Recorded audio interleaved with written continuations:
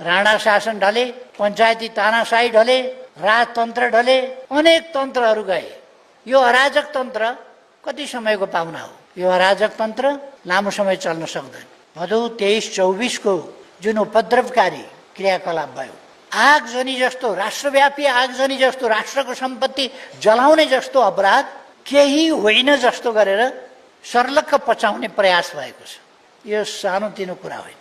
यसमा अहिले म धेरै जान चाहन्न। यो आक्रमण अथवा त्यो भदौ 23-24 को आक्रमण देशभक्तिपूर्ण आन्दोलन, देश राष्ट्रियताको आन्दोलन, लोकतन्त्रका निम्तिको आन्दोलन र यो आन्दोलन शान्ति, सुशासन र विकासका लागिको आन्दोलन, त्यसलाई दमन गर्नका लागि रचिएको थियो त्यो क्रियाकलाप।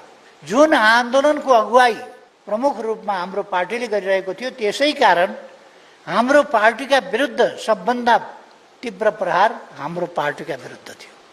कतिले समयमा बुझ्नु नबुझ्नु बेग्लै हो, कतिले निमकको सोझो गर्नु कुरा बेग्लै हो, कतिपयको आदेश पालना गर्नुपर्ने बाध्यताका कुरा बेग्लै होला, तर देश सर्वोपरि छ।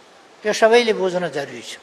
एकछिनको सेन्टिमेन्टको, एकछिनको जागिरको, एक अवधिको जागिरको विषयसँग राष्ट्रिय हित, देशको सार्वभौम सत्ता, लोकतन्त्र र देशका जनताको खुशालीको लागि शान्ति, सुव्यवस्था, सुशासन र विकासको अभियान, यो सर्वाधिक महत्त्वको कुरा हो।